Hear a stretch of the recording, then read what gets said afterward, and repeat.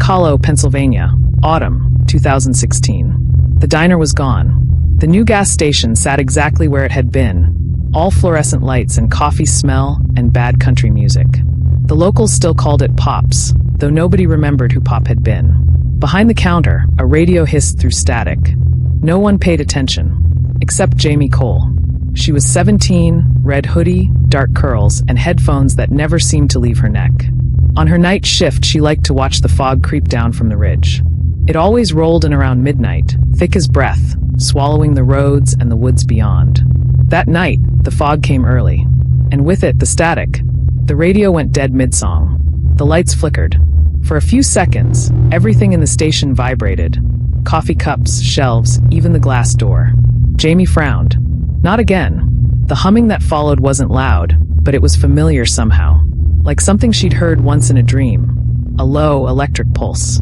Then her phone lit up on its own. Unknown number. Do you see the lights? Jamie stared. What the hell? Then the power cut out entirely. And for 1 second, through the glass, she saw them. Pale lights rising over the hollow, pulsing slow and blue. Jamie's father never talked about 1986. She'd asked once, when she was a kid, why he hated the woods, why he flinched at thunder. He just said, "Some places don't forget you, Jamie. Best to leave them alone." That was Danny Cole, one of the 4 who vanished for a week back then. He didn't like to remember that he was the only one who came back the same. Or maybe he hadn't. When Jamie got home that night, she found him sitting in the dark, the TV off, staring out the window toward the hollow. "The power went out at the station," she said carefully. "Weird static. You see it here?" He didn't turn. "You saw them, didn't you?" "Who?" "The lights." She froze. "Dad." He finally looked at her. His face was pale, drawn. "If they're back, we're out of time." Out of time for what? But he didn't answer. He just whispered, "Don't go near the hollow. Promise me." She didn't. Because the next morning, she got a message from Cal Parker, her best friend, the son of Tommy Parker, another of the kids from 1986. "Meet me by the field after school. You're gonna want to see this." The field hadn't changed much. A few old signs, a half-broken fence. But Cal had found something in the dirt, something small and round, half buried near the edge. Jamie crouched beside him. "What is that, a light bulb?" He grinned. "That's what I thought. But check this." He wiped away the dirt. It wasn't a bulb. It was glass, smooth, perfect, and faintly glowing from within. Jamie felt a twinge in her chest. "It's warm." "Yeah. Freaky, huh?" "It started buzzing when I touched it." She looked up. "Cal, this is exactly where they found your dad's bike."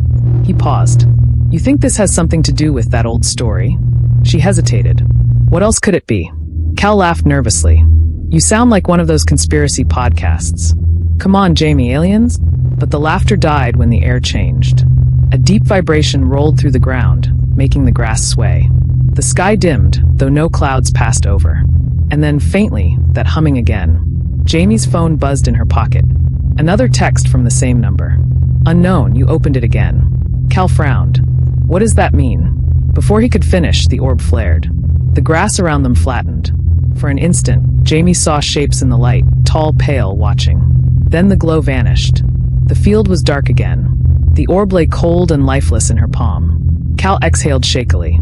Okay, that's not normal." Jamie swallowed hard. "No, it's not." In the silence that followed, the wind picked up. From somewhere deep in the hollow, a voice whispered, carried on the breeze, soft as a memory. "The door remembers." 2 days later, Jamie and Cal broke into Cal's dad's shed. Tommy Parker had died when Cal was 10, a heart attack sudden. He'd been found in his sleep, eyes open, the radio on beside him hissing static. The shed hadn't been touched since. It smelled like dust and motor oil. Old trophies and fishing poles lined the walls. In the corner, under a tarp, Cal found a battered metal box labeled 1986. Inside were Polaroids, all black, a cassette tape, and a single page torn from a notebook. The door closes with life. Jamie turned the tape over. Written in shaky pen for Danny. She found an old recorder on the shelf, popped the tape in, and pressed play. A voice crackled through, Tommy's voice. "If anyone ever hears this, we didn't just see it. We brought it back. The light isn't from up there, it's from underneath. Something lives in it, feeds on it. It remembers every face that looked into it." A pause. Static hissed. Then, Mara didn't die. She became part of it, and it's still hungry. The tape clicked off. Cal stared at Jamie. You think that's true? Jamie looked toward the ridge. We're going to find out. They went at dusk because of course they did. Teenagers never learn. The field was colder than before, the air heavy. The orb, still faintly glowing, throbbed in Jamie's backpack like a heartbeat. Cal stopped at the fence. You sure about this? No, she said. But I think it wants us back. They crossed into the hollow. The trees were the same ones from her father's nightmares, thick, crooked, bending toward the sky. The deeper they went, the quieter it became. Even the wind stopped. Then, in the clearing, they found it, a circle of blackened grass, still dead after 30 years. Jamie took out the orb. It pulsed faster. A hum rose through the air. Cal's walkie-talkie came alive with whispers, soft, overlapping, words not meant for human mouths. The door, remember. He dropped it. Jamie, we should go. But she was staring at the light. I think I know her. What? The voice. I hear her every night. She's saying my name. The orb flared. The air rippled. And then Mara stepped out of the light. She looked exactly as she had in the old photos. Denim jacket, dirt on her cheeks, eyes glowing faintly blue. Jamie, she said softly. Jamie staggered back. You know me? I am you, Mara whispered. Or what's left of me. The light keeps pieces of us. We feed it. It feeds us. Cal pulled Jamie back, but the trees around them began to bend inward.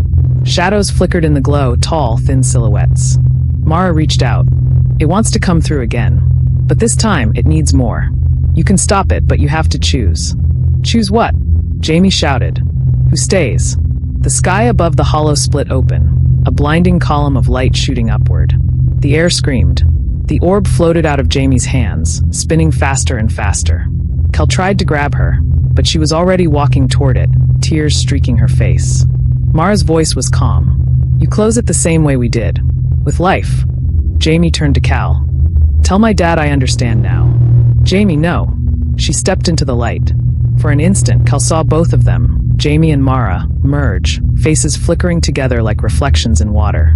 Then the light folded inward. Silence. The field was empty again. Only the orb remained, cracked and dark. A week later, Danny Cole found a note on his porch in his daughter's handwriting. Dad, some doors never close. But I think this one did. He sat there until sunrise, staring toward the hollow. The sky was clear. No lights. No sound. But as he turned to go inside, the radio in his kitchen flickered to life. Just static at first, then a voice. Faint. Familiar. Hi, Dad. He froze. Jamie, it's quiet here. But I'm not alone. Then the static deepened, and behind her voice, he heard others. Dozens. Hundreds. Whispering in unison. The door is open. The radio went silent. Danny stared at it for a long time, then whispered to the empty room. I know. Outside, the morning light shimmered faintly blue. And somewhere deep beneath Black Hollow, something began to hum again. Thank you for listening. Please like and subscribe for more spooky stories.